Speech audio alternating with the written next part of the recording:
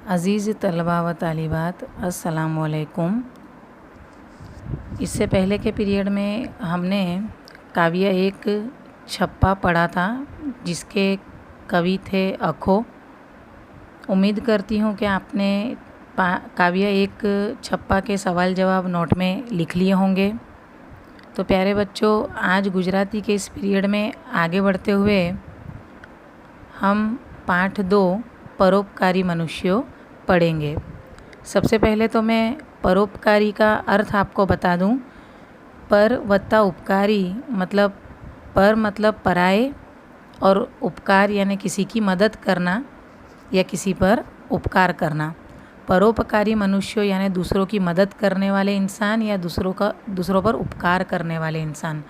तो यहाँ ये जो निबंध में जो घटनाएं हमारे सामने रखी गई है, उससे हमें जो ये निबंध का शीर्षक कितना योग्य है उसके बारे में हमें पाठ के अंत में पता चल जाएगा। इसके लेखिका है विद्या बहन नीलकंठ और इसका साहित्य प्रकार है हास्य निबंध। पाठ 2 परोपकारी मनुष्यों, लेखिका है विद्या बहन नीलकंठ। વિદ્યા ગૌરી રમણભાઈ નીલકંઠનો જન્મ અમદાવાદમાં થયો હતો. તેઓએ BA સુધીનું શિક્ષણ ગુજરાત કોલેજ અમદાવાદમાંથી પ્રાપ્ત કર્યું હતું. ફોરમ, ગૃહદીપિકા, નારીકુંજ, જ્ઞાનસુધા તેમના લેખન સંગ્રહો છે. પ્રોફેસર ઘોડો કેશવ કરવે ચરિત્ર તેમણે લખેલું છે. હાસ્ય મંદિર તેમના હાસ્ય લેખો છે. સુધા હાસીની હિન્દુસ્તાનમાં સ્ત્રીઓનું સામાજિક સ્થાન ये तेमना अनुवादना पुस्तकों से। तो ये जो पहला पैराग्राफ है इसमें विद्या गौरी रमणभाई नीलकंठ जो है इसकी लेखिका, उनके जीवन और उनका कवन यानी कि उन्होंने जो भी साहित्य रचनाएं गुजराती साहित्य में दी है उसके बारे में हमें थोड़ी मालूमात दी है कि विद्या बहन का जन्म अहमदाबाद में हुआ था। उन्होंने BA तक की पढ़ाई गुजरात कॉलेज अहमदाबाद में की थी और उनकी जो ख़ास किताब है उसके नाम भी यहाँ दिए हैं। આ હાસ્ય નિબંધમાં પારકાની મુશ્કેલી જોઈને વણમાંગી સલાહ આપનારા લોકોને કારણે સર્જાતી તકલીફોનું નર્મ મર્મ ગદ્યમાં નિરૂપણ છે. દર્દીનું અને દર્દનું જે થવું હોય તે થાય, પણ પોતે બતાવેલો ઉપાય જ ઉત્તમ છે અને તે કરવાથી રોગ તરત જ ભાગી જશે એવો દાવો અનેક ઓળખીતા લોકો કરતા જ હોય છે. આવા લોકોની સલાહને અનુસરતા સર્જાતી વરવી સ્થિતિનું હાસ્યપૂર્ણ નિરૂપણ આ નિબંધના કેન્દ્રમાં છે. આંજણીના નિવારણ માટે અપાયેલી અનેક સલાહોનું રસપ્રદ નિરૂપણ અહીં છે. આ હાસ્ય નિબંધ દ્વારા માનવ સ્વભાવમાં રહેલી શિખામણ આપવાની વૃત્તિનો પરિચય મળે છે. लेखिका क्या कहते हैं कि ये हास्य निबंध में परायों की यानी दूसरों की तकलीफ़ देखकर जो बिन मांगी सलाह देने वाले लोग हैं उनकी वजह से जो हमें मुश्किलें सहन करनी पड़ती है, जो मुश्किलें हमारे सामने आती है और उसकी वजह से क्या क्या होता है उसका बहुत ही हल्की मतलब बहुत ही हड़वी यानी बहुत ही हास्य उत्पन्न करने वाली शैली में इन्होंने हमारे सामने ये वर्णन रखे हैं। दर्दी का और दर्द का चाहे जो भी हो, लेकिन उन्होंने जो सलाह हमें दी है वही सलाह सबसे बेस्ट है। उसी सलाह को हमें मानना चाहिए और उनकी सलाह से ही हमारा रोग दूर हो जाएगा, हमारी तकलीफ़ दूर हो जाएगी, ऐसा दावा वो करते हैं। कौन? परोपकारी मनुष्य यानी बिन मांगी सलाह देने वाले लोग।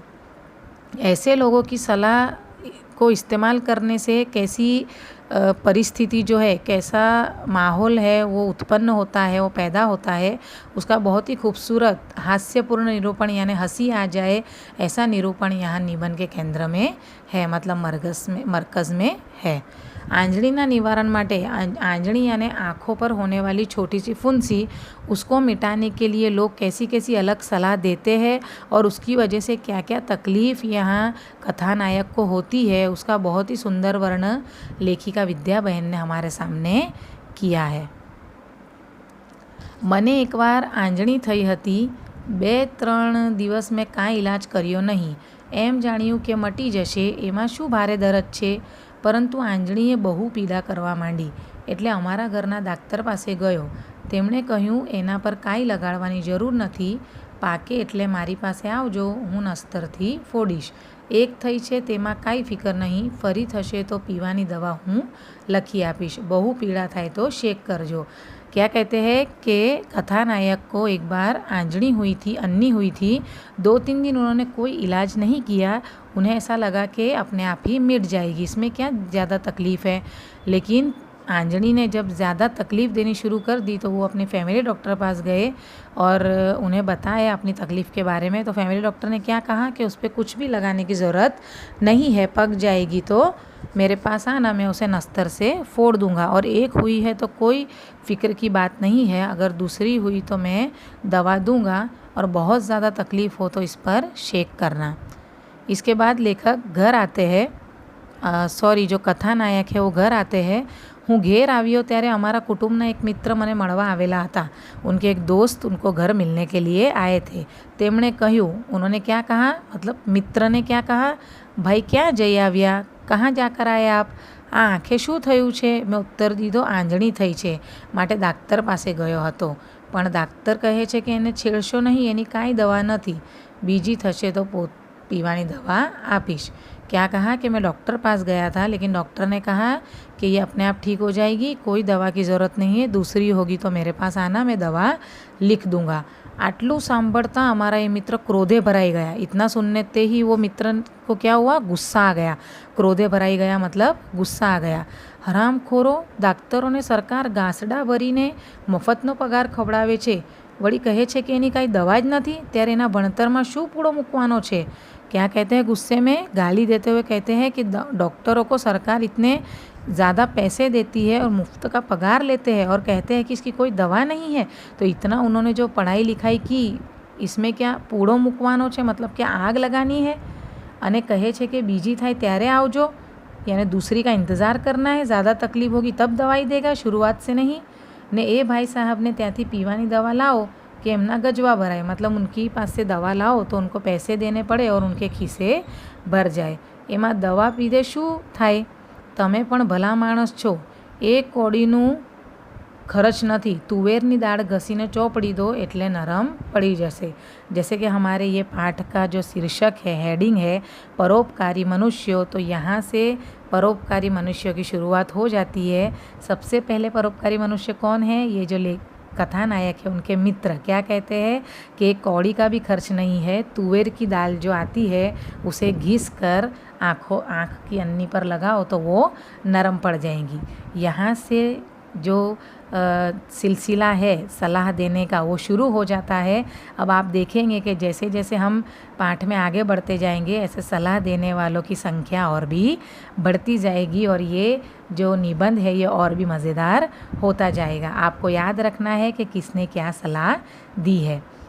मैं कहूँ डाक्टर दवा આપવાની ના કહે છે ને તમે કહો છો કે એના ગજવા ભરાય, दवा तो बाजार नहीं लावવાની. कहते हैं कि मैंने तो कहा कि डॉक्टर दवाई देने का मना कर रहे हैं और आप कह रहे हो कि उनके खीसे भरेंगे, कैसे, बाजार से दवा लाते हैं हम तो.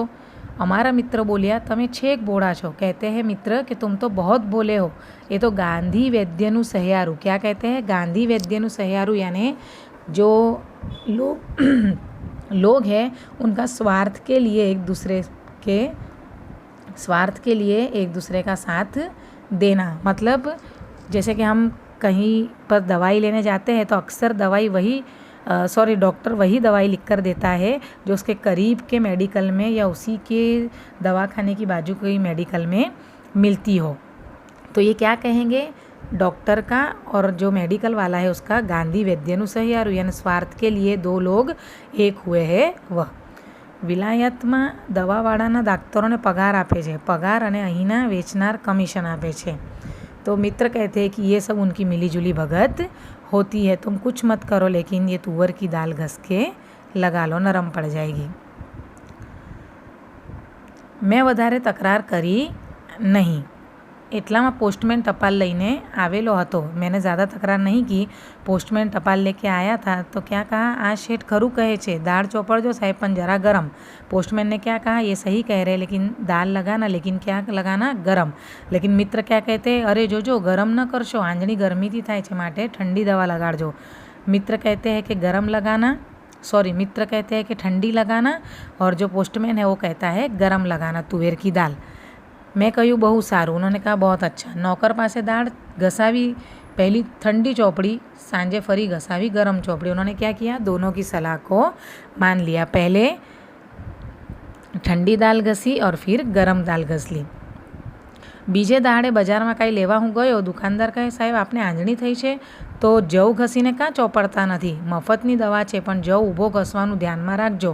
તેને ત્યાં કોઈ બીજો ગૃહસ્થ આવેલો હતો। बाजार में गए तो वहाँ क्या दुकानदार ने सलाह दी कि जव जिसमें से गेहूँ निकलते हैं ना, वो जव घस के लगाओ, लेकिन जव कैसा घसना, खड़ा। और वहाँ जो एक दूसरे गृहस्थ आए थे वो क्या कहते हैं कि खड़ा नहीं, उसे आड़ा घिस कर लगाना। मतलब सब अपने अपने हिसाब से अलग सलाह देते हैं। मैं घरे जई एक बार ઊભો જાઉં ઘસીને બીજી વાર આડો ઘસી ચોપડવા ધાર્યું। એમાં આપણું શું જાય, જેનાથી મટવાનું હશે તેનાથી મટશે।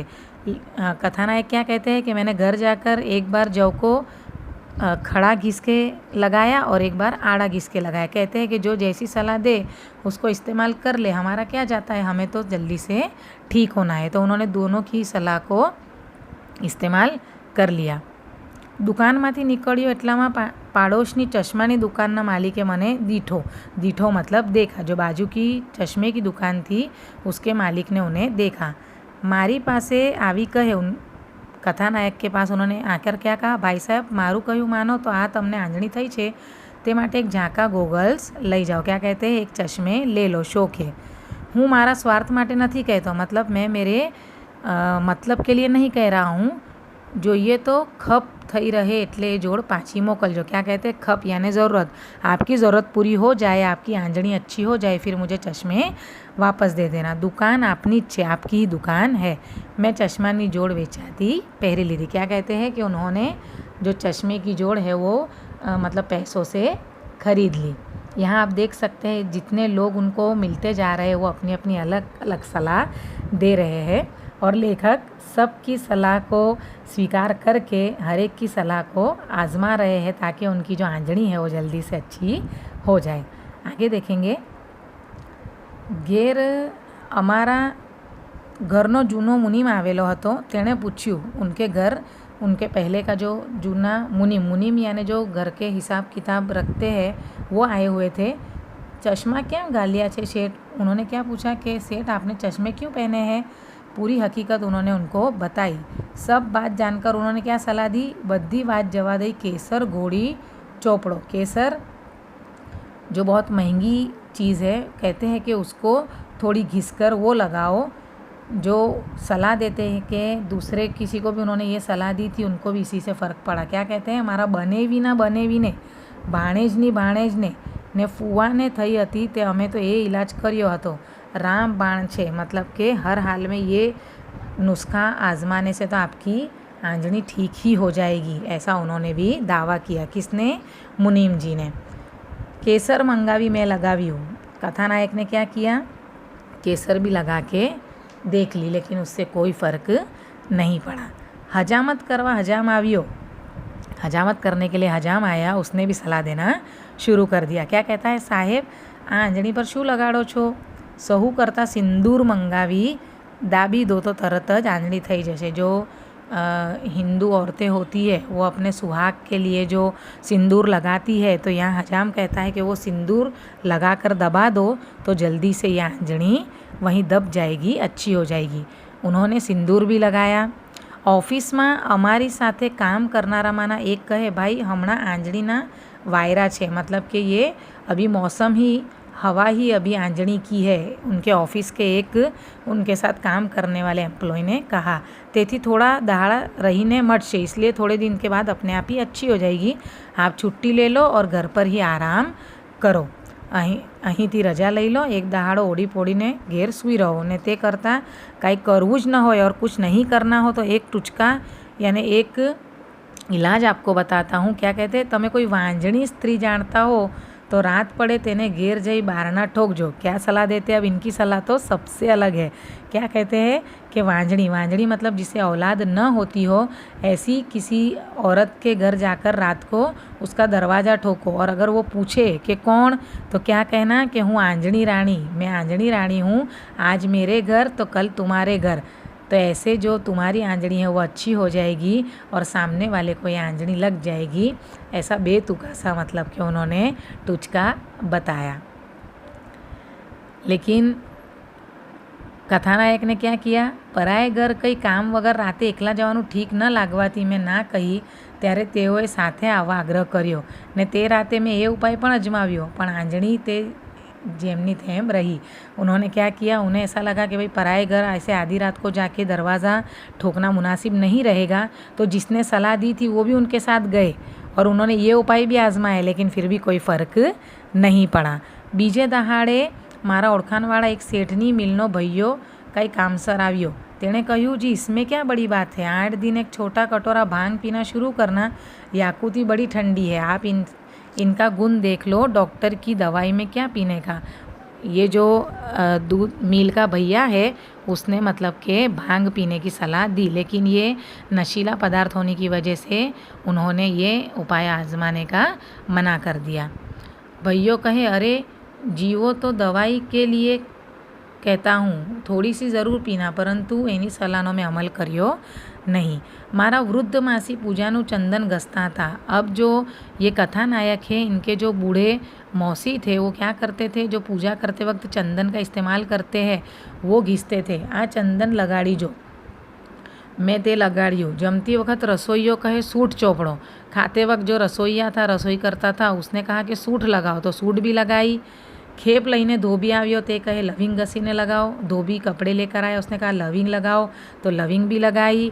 इतने में रूह पींजने वाला पिंजारा आया, उसने कहा कि एक अंडा फोड़ के उसका जो सफ़ेद हिस्सा होता है वो लगाओ, वो भी लगा कर देखा, लेकिन ये सब से कोई भी फ़र्क नहीं पड़ा और ये सबकी सलाह मानकर एक के बाद एक सभी उपाय जो कथानायक है वो करते गए। घरनी दळनावाળી लोट लईने आवी, जो आटा पीसवाने वाली थी वो आटा पीसवा कर आई, तो उसने क्या कहा, શેઠ સાહેબ બધા ઉપાય કર્યા હશે, એક મારો આજમાવો। આંબલીનો કચુકો ઘસી તે કચુકાનો ઘસેલો छेड़ो आंजणी पर वड़गाड़ी दो। यानी जो इमली आती है उसके अंदर जो बीज निकलता है, जो कचूका निकलता है, उसको घिस के उसको मतलब कि आंजनी के ऊपर लगाना है। कहते हैं कि उससे अच्छा हो जाएगा। उन्होंने ये उपाय भी किया। आ उपाय पछी बीजू काई लगाड़ाय नहीं, तेथी छेल्लो अजमावो धारी मैं जवाब में ठीक एम कहूँ। लेखक ने क्या कहा कि ये आखिरी उपाय मैं आजमाऊँगा, इसके बाद कुछ नहीं करूँगा। ऐसा करके उन्होंने उसे हाँ में जवाब दिया। ओटले हूँ ऊभो हतो एटले गोड़ बेचनार मारवाड़ी आव्यो। कौन आया? गुड़ बेचने वाला मारवाड़ी। उसने क्या सलाह दी, शेठ जी हमारा लोग तो आवी आंजनी होय तो गोड़नो चपको दे छे, मतलब गरम गरम गुड़ एकदम उसका जो गरम हिस्सा है वो छुरी पर गर्म करके, छुरी के ऊपर गरम गरम गुड़ लगाकर उसकी शेक मतलब कि आंजणी को देते हैं तो वो फूट जाएगी और अच्छी हो जाएगी। ऐसी सलाह उन्होंने दी। ગોળનો ચપકો તો શેક જેવો જ ધારી તે દીધો, પરિણામમાં દર્દ વધ્યું। इन्होंने क्या सोचा कि थोड़ा ही चटका लगेगा, लेकिन उससे तो उनका दर्द ज़्यादा बढ़ गया। सांजे हमारा गौर कहे गोળ એકલો ગરમ માટે એલચીને ઘીમાં ઘસી લગાવો, ઘીમાં સર્વગુણ રહેલા છે, તો હું तो दिवेल पीवाने बदले घी ज पीऊँ छूँ। उन्होंने क्या कहा गौर महाराज ने कि घी लगाओ, घी में सर्वगुण है। एलची ने घी लगाड़तो હતો એટલામાં મારા એક પારસી દોસ્તાર આવી ચડ્યા। તે કહે, અરર મિસ્ટર આએ શું ગોજ્જू કરી મૂક્યો છે। उन्होंने क्या कहा कि अरे ये सब गंदा क्या कर दिया है, क्योंकि हमने देखा कि शुरुआत से लेके अभी तक उन्हें जितनी भी सलाह सबने दी, उन्होंने हर एक की सलाह मानकर अपनी आँख पर वो एक्सपेरिमेंट, वो प्रयोग किया और इसलिए उनकी आँख का जो आसपास का हिस्सा था वो बिल्कुल भी ख़राब हो चुका था। तो पारसी दोस्त कहते हैं कि ये सब क्या गंदा कर रखा है। आँखने घी गोળના લવારા કર્યા છે। એક કાંદો કાપી તેનો રસ લગાડો અને તેનાથી ન મટે તો મને 4 तमाचा मारजो। इन्होंने तो क्या दावा कर दिया कि एक प्याज का रस निकाल कर लगाओ और अगर नहीं मीठा तो मुझे 4 तमाचे मार देना। जेम तेम करी कांदानी दुर्गंध वेठी में ये पण लगाड़ियो। क्या कहते हैं कि जैसे ऐसे करके मैंने प्याज की बदबू सहन करके वो भी लगाया। हवे तो आंजणीना अंदर शा हाल था ते खबर पड़े तेम न थू। मतलब अब तो अंदर आंजणी के क्या हाल थे वो कुछ भी पता नहीं चल रहा था।